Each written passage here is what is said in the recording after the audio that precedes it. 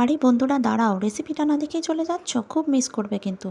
দেখো এখানে কিছু বোয়াল মাছ নিয়ে নিয়েছি, আর বোয়াল মাছের মধ্যে লবণ, হলুদ আর কাঁচা সর্ষের তেল মাখিয়ে নিচ্ছি।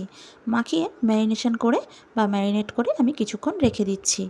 এদিকে আমি একটা মিক্সচার জার নিয়েছি, তার মধ্যে আদা, জিরে, সর্ষে আর শুকনো লঙ্কা দিয়েছি।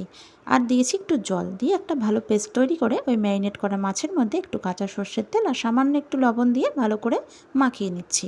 এবারে আমি একটা কড়াই বসিয়েছি, কড়াইয়ের মধ্যে সর্ষের তেল দিয়েছিলাম, সর্ষের তেলের মধ্যে গোটা জিরে ফোড়ন দিয়ে দিলাম। তারপরে ম্যারিনেট করা মাছগুলো এক এক করে দিয়ে দিলাম। তারপরে যে কড়াইয়ের মধ্যে মশলা ছিল সেই মশলাটা ধুয়ে জল দিয়ে দিলাম। এবারে মাছগুলোকে এক জায়গায় করে নিলাম আর ঢাকনা দিয়ে 10 মিনিট মতন রান্না করে নিলাম, আর একটু উল্টে পাল্টে দিলাম। তারপরে আরও 10 মিনিট মতন কম আঁচে আমি রান্নাটা করে নিলাম। রেডি হয়ে গেছে বোয়াল মাছের কড়াই পাতুরি। তাহলে ভালো লাগলে সাবস্ক্রাইব করে দিও, আর ফেসবুক চ্যানেল থেকে দেখলে পেজটাকে ফলো করে দিও।